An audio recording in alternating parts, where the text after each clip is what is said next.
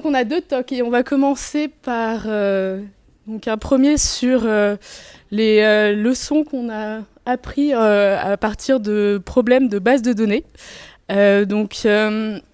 Pour vous présenter un peu le line-up de ce talk, en fait, je vais commencer déjà par vous présenter le contexte d'Aircall, donc le switch récent qu'on a fait au niveau technique et ce qui fait qu'on a différents types de bases de données et donc avec ceux avec quoi on travaille au jour le jour en tant que dev. Et après, donc on va avoir 4 cas d'usage à partir de cas réels de production, si j'ose dire. On est organisé en architecture microservices, donc on a différentes équipes spécialisées.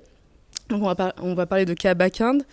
Moi, je vais présenter, bien entendu, mais il y a des bases de données sur CSS. Enfin, j'ai déjà vu un cas de base de données avec CSS, c'était assez marrant, mais je m'égare. Mais du coup, donc moi, je vais présenter le cas de user management, donc tout ce qui est gestion d'identité d'utilisateur.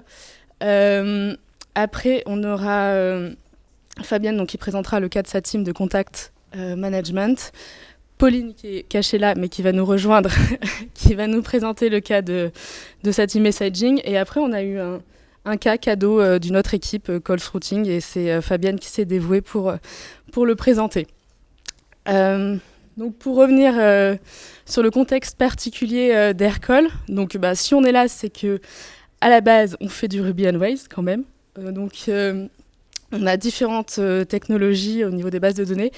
On utilise du MySQL, du PostgreSQL, du DynamoDB. Donc DynamoDB, c'est le service de base de données NoSQL d'AWS. Redis, Elasticsearch. Du coup, comme j'ai dit, initialement, on avait une base de données MySQL avec Ruby on Rails, donc un monolithe Ruby on Rails. Puis on a eu plusieurs monolithes en microservices, mais toujours Ruby on Rails.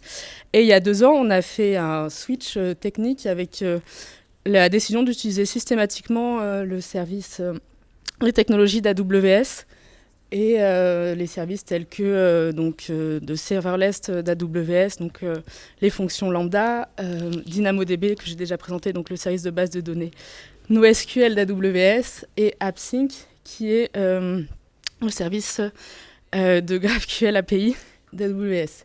Donc tout ça s'est fait en même temps qu'on scale, qu'on embauche, que des gens partent, que des gens arrivent, des juniors, des seniors.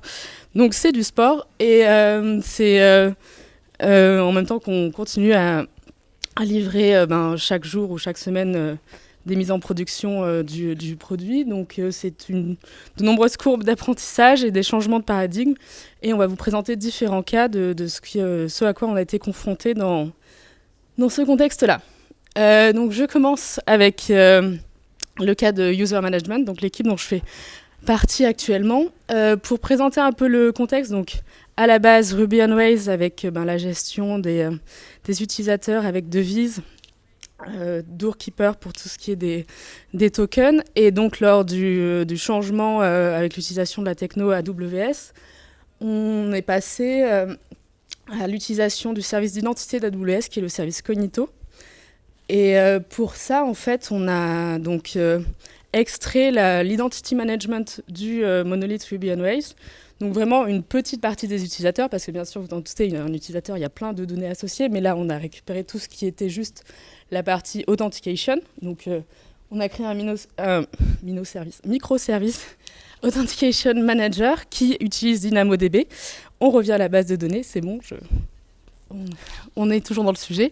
Et donc, du coup, l'objectif, en fait, en changeant de technologie comme ça, c'était de prévoir tout ce qui est le scale d'Aircall, en pouvant se reposer donc, sur le service d'AWS. Je vous promets, c'est pas un sponsoring, je ne sais pas pourquoi je le dis autant. Mais du coup, pour pouvoir scaler rapidement les demandes de base de données, enfin les demandes de données, d'améliorer la sécurité et aussi rajouter de nouvelles features à partir de ce nouveau microservice, dont notamment le SSO, Single Sign-On, ou Social Sign-On, ça dépend de vos préférences. Donc pour le cas d'user management, donc ce dont on avait besoin, c'était d'utilisateurs et de leur compagnie.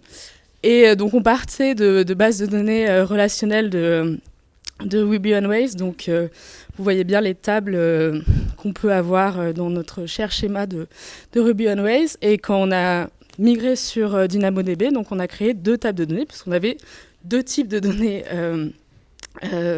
différentes. Donc, ça semblait spontané et logique. Et en fait, c'est une erreur assez classique pour des devs qui changent de paradigme, qui passent de base de données relationnelle à une base de données NoSQL, où en fait, quand on pense base de données relationnelle, c'est assez facile de créer des tables. Après, si on a besoin d'utiliser des joins pour faire des queries assez complexes pour récupérer la donnée après coup. Alors que en fait, côté NoSQL, ça pardonne pas si on conçoit mal sa base de données à la base, parce que c'est pas possible de créer on va dire des requêtes par la suite, et il vaut mieux au contraire les optimiser dès le début pour son besoin métier, pour ensuite travailler avec. Donc du coup, je vais vous montrer un schéma. Donc ce qui se passe avec 2 tables de bases de données, enfin 2 bases de données. Donc on avait la table user et la table compagnie. En fait, même si on a une key company ID sur l'user, en fait c'est pas possible de join en NoSQL. Ça paraît évident comme ça, mais si. Et du coup, pour récupérer son user et sa compagnie, on est obligé de faire 2 requêtes successives, même si DynamoDB est fait pour répondre rapidement et fournir rapidement la donnée. Du coup, ça fait quand même 2 requêtes. Et si on pense en fait base de données DynamoDB, il y a ce qu'on appelle le NoSQL design ou le single tuple pattern. Donc c'est ce que je disais, c'est que il faut d'abord penser, du coup on met tous les données dont on a besoin sur une même table de données. Donc on a les utilisateurs et les compagnies côte à côte. Et à partir de là, on peut pré-join sa data à partir d'une seule table de données pour récupérer à la fois en une seule requête l'user et la compagnie. Donc ce petit compte préventif sur le passage de base de données relationnelle en NoSQL, ça tombe bien, c'est la fin, parce que là ma voix me dit vraiment au revoir. Mais du coup, oui, pour mettre en garde sur le changement de paradigme qui est nécessaire de prendre en considération et d'anticiper, même si on a des équipes dev avec des devs seniors et tout ça, ça prend le changement de paradigme est quand même important, et du coup c'était quelque chose qui est quand même assez prévenu dans ce changement de technologie. Pour ce qui est de NoSQL, en fait, du coup, c'est bien de penser avant de concevoir sa base de données et de ne pas se lancer directement le besoin métier dont on aura effectivement besoin du besoin. Et du coup, les use cases pour anticiper ces queries.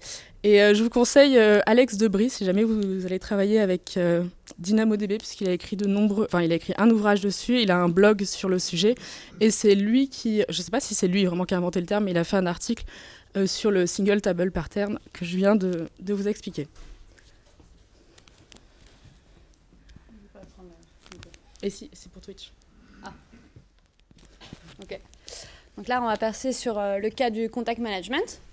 Donc vous pouvez voir sur les images à côté du slide ce à quoi ressemble le téléphone et les contacts. Donc finalement, on a une base de données PostgreSQL dans laquelle on va stocker nos infos sur l'ensemble des contacts. Avec un contact, c'est ce qu'on appelle une compagnie ID. Donc c'est l'entreprise de la personne qui a créé ce contact. Et le phone number, qui est le numéro principal du contact. Donc dans cette DB, on a une clé unique sur le phone number et du coup la compagnie... ce qu'on appelle nous owner ID dans cette table, donc c'est la notion de compagnie. Et la updated at colonne est aussi indexée, parce que c'est une info importante, on veut voir les contacts qui ont été mis à jour les plus récemment, ça a plus de sens, pour les faire remonter en prio. Du coup, le use case, on va dire par rapport à nos utilisateurs, c'est de faire une recherche de leur contact via le phone number avec un numéro complet ou un numéro partiel pour chercher leur contact. Donc donc là, vous voyez un peu le détail de ce à quoi ressemble un contact dans le téléphone et le type de query qu'on peut avoir avec dans le where le owner ID égal et une recherche texte avec une TS query sur le phone number. Et on a le order by avec la colonne updated at pour faire remonter les contacts qui ont été mis à jour le plus récemment, avec donc un limit 10. Et donc, on a remarqué qu'on avait des queries qui étaient beaucoup plus lentes que d'autres. Et quand on se penche un petit peu sur... et qu'on fait l'analyse et qu'on regarde les différences de queries, on peut voir, par exemple, qu'on a deux queries qui se ressemblent, mais qui ont des performances extrêmement différentes. Donc, la seule différence, c'est qu'on va avoir un élément en plus, un caractère supplémentaire dans la recherche texte, dans la requête du bas, donc le petit set qu'on a en plus. Et on a l'impression, quand on les voit, qu'on aura donc un query plan, donc l'ensemble des steps pour accéder à la donnée via donc le database management system va être plus ou moins similaire. On pense qu'on va avoir des query plans qui se ressemblent. Mais en fait, quand on fait un explain analyze pour regarder un peu plus près ce qui se passe sur ces deux queries, on se rend compte qu'on a des query plans extrêmement différents. Donc, quand on est comme moi et qu'on est néophyte et qu'on se retrouve devant ce query plan, on se demande un petit peu par quelle boule prendre et que faire de ces informations-là. Donc déjà, quand on rajoute le analyze en keyword, on va avoir l'information de l'execution time. On se rend compte que la première, on est sur 30 millisecondes et on est à 0,54 millisecondes pour la deuxième query, et qu'on a des étapes qui sont extrêmement différentes. Donc déjà, il faut savoir que le query plan, il faut le lire de bas en haut. Avec, donc, si on se concentre sur la requête de droite, on ne va pas aller trop dans le détail parce que les slides sont fournis, mais on va regarder un peu l'essentiel. Donc sur la slide de droite, on va avoir la première étape qui va être du coup un index scan qui va utiliser l'index phone number. On a la notion de cost. Donc le cost, ça va être une donnée arbitraire qui va nous permettre de comparer un petit peu le poids de chaque étape, le coût du coup de chaque étape. Et du coup, on va se rendre compte, par exemple, qu'on a donc un coût de 0 à l'entrée d'étape et un coût de 44 à la fin de l'étape pour retourner 26 lignes. Donc ensuite, on va enlever 16 lignes après avoir appliqué le filtre sur l'entreprise. On a la deuxième étape qui est donc la plus coûteuse parce qu'on rentre à 44 et on finit à 139 pour seulement 17 lignes. Donc là, vous avez compris, l'objectif, c'est d'avoir le ratio coût-ligne le meilleur, donc avoir un coût faible pour beaucoup de lignes retournées.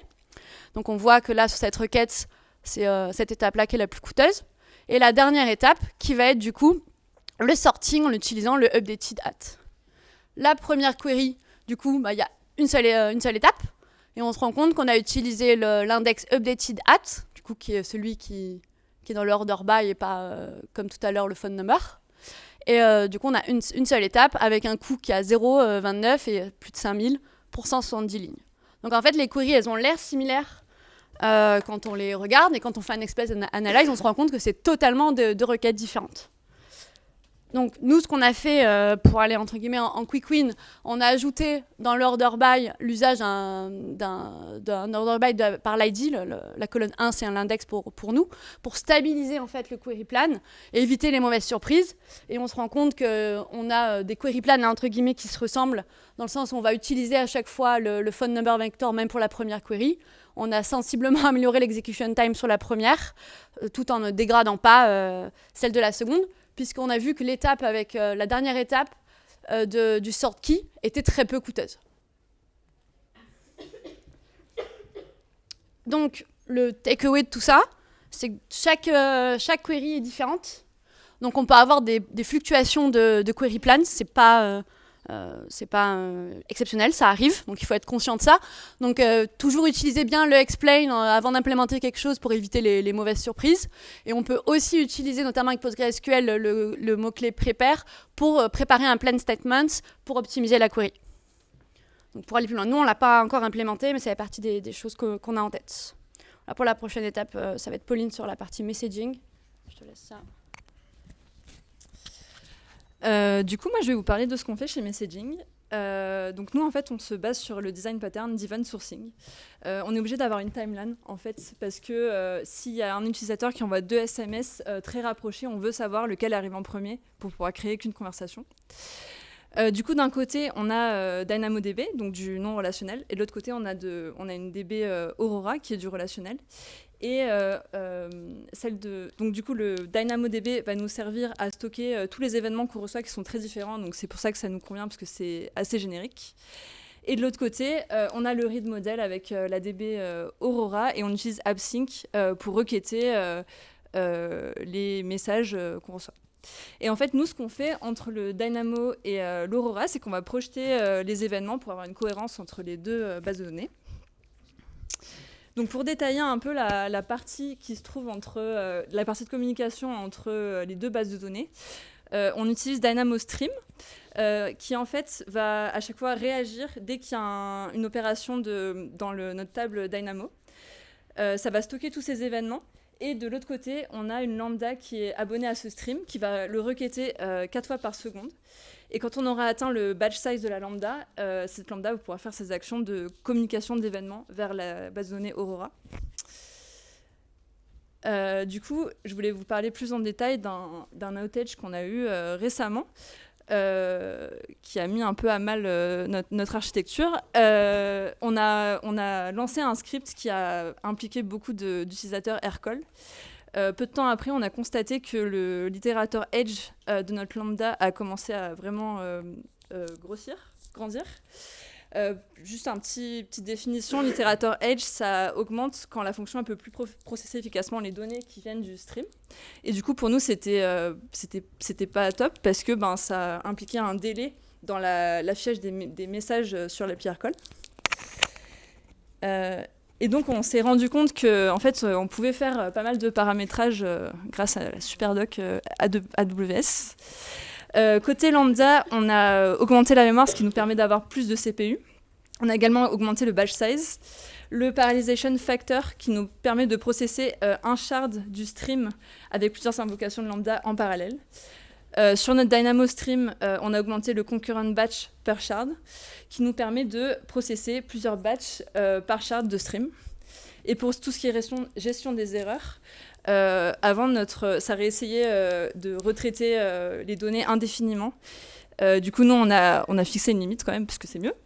Et le bisect batch on function, ça va diviser le batch qui est en erreur et ça va réessayer sur la moitié du batch.